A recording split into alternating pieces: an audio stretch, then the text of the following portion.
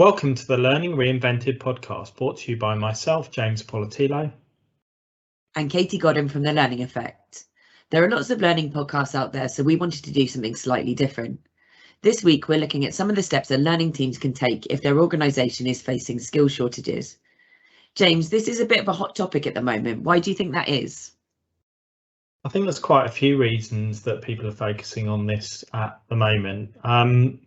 Some of those are a bit of a hangover from COVID. So we've got escalating cases, certainly in the UK, of people being pinged and saying that they've got COVID. So we've seen that right across industries over the last couple of years, where you've seen workplaces suddenly have less people in because they've had lots of people off. So someone comes in with COVID, it spreads around the workforce. If you remember, we had that certainly in food production. We've had that in other industries as well. So there's some of that hangover still, which is a bit of a short-term issue where people are seeing those impacts of COVID. So you might have a site or some premises or a factory or something have a short-term issue. So clearly there's skill shortages brought about by that.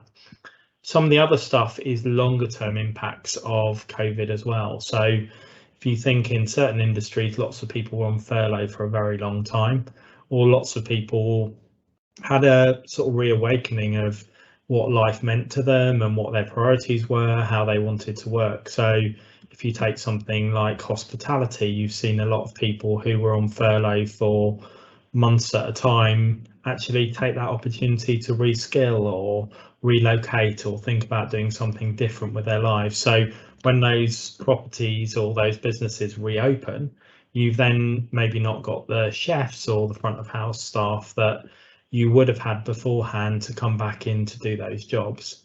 And also, again, some of the skills have got a little bit tired over that time, so people need a bit of upskilling because they haven't been working through all of those things. But I think there's some of the longer term things of COVID that have caused an issue. Outside of that, you've also potentially in the UK got a bit of a Brexit issue that's coming through as well. So Brexit sort of sailed through under the radar because we were so sort of tuned into what was happening with COVID. And we have seen that maybe combined with people being on furlough, Brexit happening, there have been people who have returned to other countries. So we've seen a bit of an exodus of people, again, impacting particular industries. And some of those traditional workforces or labour pools that we've relied on over the last few years have dried up or are no longer able to be tapped into. So if you've relied on seasonal staff from particular countries, or you've relied on, a certain amount of people coming in to look for work in care or other industries like that, some of that talent and labour pool is no longer open to you. So industries are having to think about other ways of tapping into that. And again, with COVID happening at the same time, that has made it more difficult for them to put in some of those other measures. So how might this play out in companies? So I think when it plays out in companies, it can play out in a number of different ways. It could be sort of an organisational or even an industry level problem. So it could be that you see a whole industry now has a shortage of workers. So traditionally, you might have seen some industries always have a shortage of workers or have had that challenge for a number of years. So if you think coders, as the whole world is moving online, and if you're a developer or a coder, you are suddenly now have so much opportunity, and there's so many opportunities out there, but we haven't necessarily skilled enough people up to come in and do those roles. So you found that, the pandemic has pushed more and more businesses online, led to more innovation and disruption in industries. But alongside that, there's therefore more skills needed to turn those businesses from maybe a face-to-face model to more of a hybrid or more of a pure online model. And when we entered the pandemic, people didn't see that change happening as quickly, or maybe some people saw the change happening as quickly, but it's been exacerbated and made even quicker by the pandemic. So you've got those sort of industry or specific job roles where there's a whole shortage across the piece. So that creates one particular challenge for a business. You might find, again, something like care, or nursing, which has seen skill shortages for a number of years. And again, they've been exacerbated possibly by the pandemic, but also by issues surrounding Brexit. So they might have tapped into a lot of overseas nurses or carers coming into the business. So, but again, that's a whole industry challenge. Again, it might play out differently geographically across the country. So you might find, for example, in areas in towns in the north, you might find more carers and more people able to do care work, but you might find in other towns or London or more remote areas, there aren't that sort of local workforce who are there. So they're reliant more on transient or workers from overseas. So again, it impacts differently, but the whole industry, such as care or nursing, or even if we've seen recently with HGV drivers, there is a shortage across an industry. And if you take HGV drivers, that's a number of different factors coming together. So that could be a workforce potentially aging and retiring. So it may have been an expected issue, but then you've got issues again around Brexit. You've got challenges over people traveling with COVID. You've got people thinking, actually, work-life balance, is this a role I really want to do? Maybe an industry that hasn't tapped into new, again, potential pools. So, you know, how many female HGV drivers are there? So there's different challenges there. So it could be role or specific related. It could be geographically focused. So it might be across your whole organisation, you've only got pockets of particular challenge. So you might be fine in certain areas, but you find in other geographic areas, you've got a different challenge. Where it might be, again, not core roles in your business, but there's certain support roles, maybe like those developer roles, that you're finding as a different challenge, because you're actually fine for all of the general roles in your business. You've got people coming through the door, but you've got specific pockets in your business where you're finding it hard to upskill or bring people in. So I think it's vitally important that if you're in a business, you are probably likely to have skill shortages at some place in your organisation. It might be isolated to a location, a role, a particular segment or sector of your business, or it might be across the whole industry that you work in. What do you think learning teams can do to help support their organisations that they're in? I think there's a number of things that learning teams can do, and this is probably where they're getting into that realm of not just looking at learning as learning itself, but working as part of the organisational team. So you're effectively getting into some of the things around workforce planning and thinking about, rather than just how do we help people learn, it's more the question of how do we ensure we've got the right skills across our business at the right time in the right location. And that can drive lots of different things. So for learning teams, it's being part of that bigger conversation and working with other departments, whether your workforce planning team exists as a whole, it may do, or it might be that workforce planning just is picked up across different parts of your business. It could be HR, it could be finance, it could be in your operations team. But I think it's important to understand firstly where your challenges are, and then think about working with those other partners in the business to think of solutions that are holistic, that involve different parts of the business. So it might be that you have to even think beyond what can we train people, but how do we deliver our services? Do we need to change how we do that? Because we're currently reliant on having too many of a particular skill to deliver effectively. So it might be in an industry, you've got a particular skill set that you're finding hard to utilise. Examples of that might be in hospitality, you're finding it hard to recruit chefs in particular areas, or in care, it might be that you're finding it hard to recruit nurses. And ways of looking at that in the first place might be to work with your operational teams and understand actually how can roles be restructured, because it might be that if you've only got 5 rather than the 10 chefs you've had before, do you need to look at being creative with how much work you need your chefs to do, or how skilled people working in the kitchen need to be? So almost re-engineering those jobs themselves. And some of the things I've seen done in the past is people will reskill maybe their front of house staff in hospitality to be able to come in and support in the kitchen. So the chefs can be doing the really technical work and the stuff that's very skilled. Front of house staff come in and help with some of those more potentially menial tasks, but maybe food prep and some of those other things, allowing those more skilled and qualified staff to use their skills to the best effect. And that is good practice in business anyway, but it's thinking about, are there any things you can do to reshape your service or your staffing model in the short term to bring those things in place? So that's certainly one thing that learning teams can be doing. I think other things that learning teams can be doing is starting to think about transferable skills as well.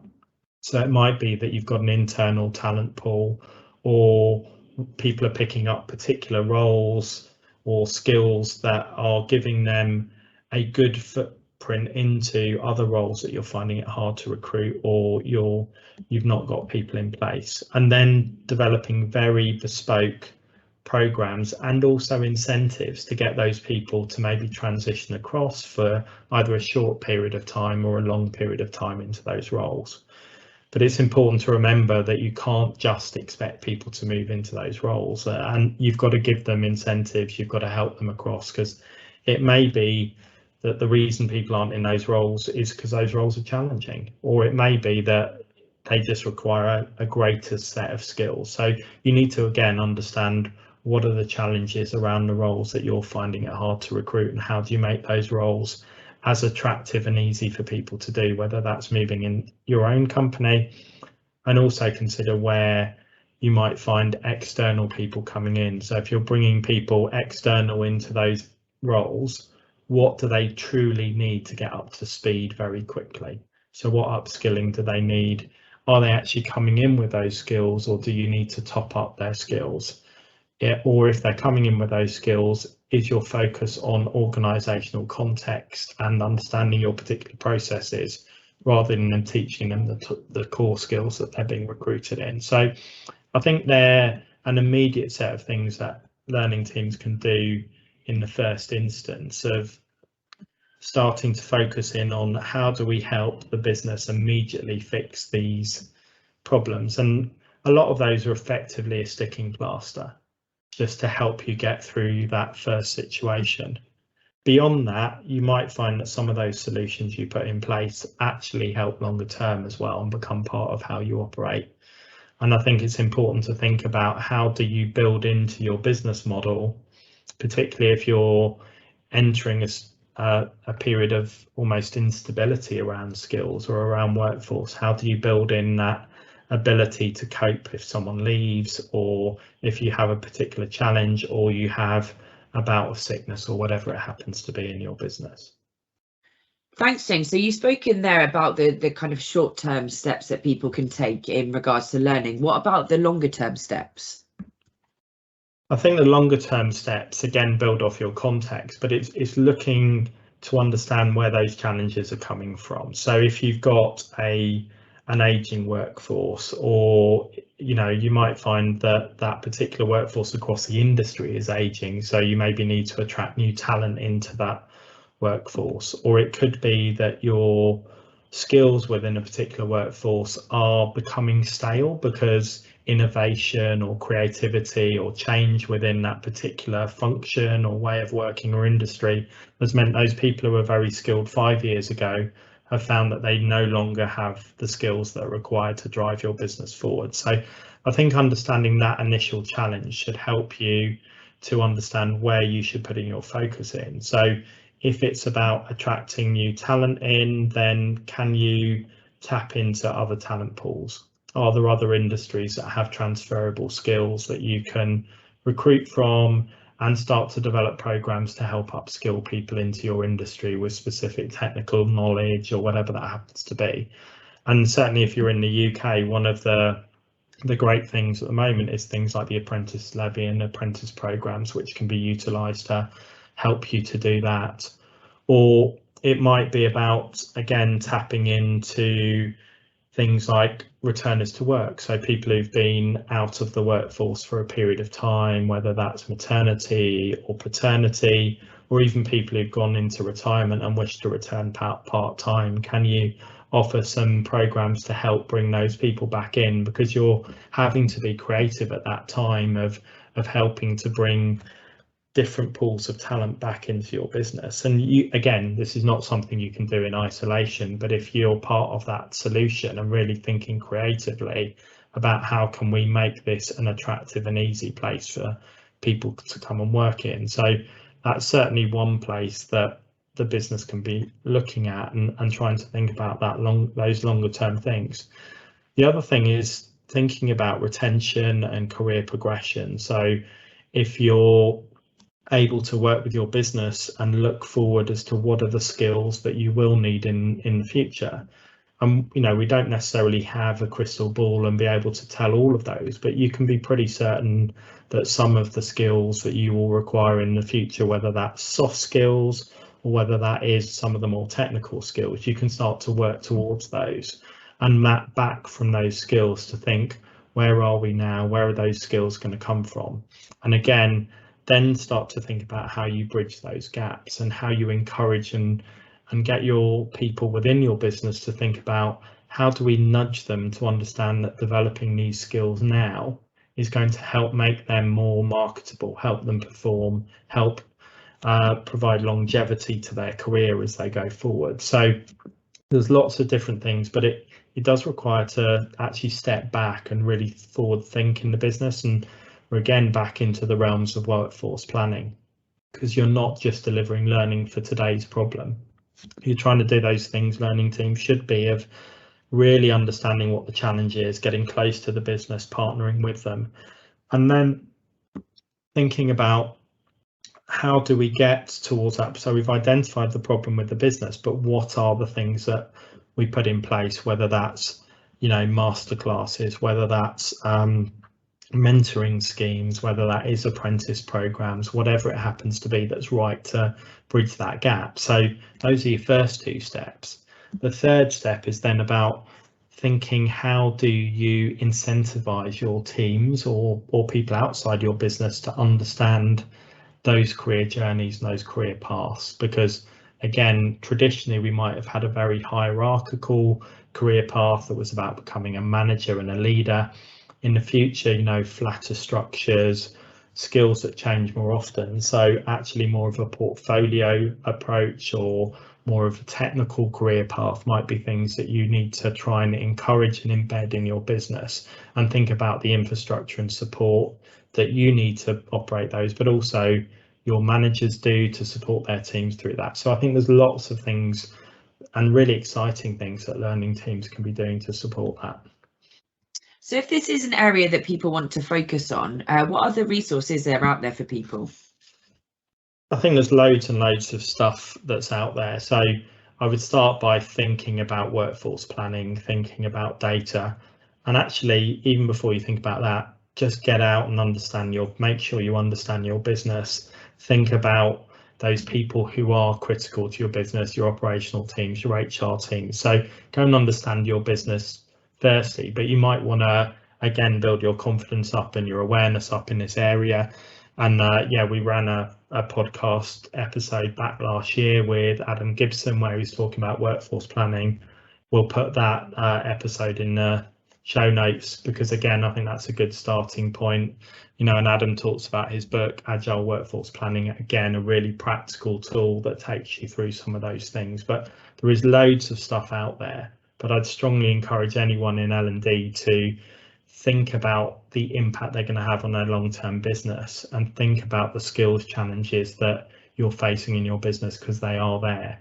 And if you can start to really partner about those and start to future-proof, then I think that's going to really set you in a great place to show that you are a value add to your business. Thanks very much, James. If any of you listeners are facing skill shortages or challenges, we'd love to hear from you and what you're doing to overcome this.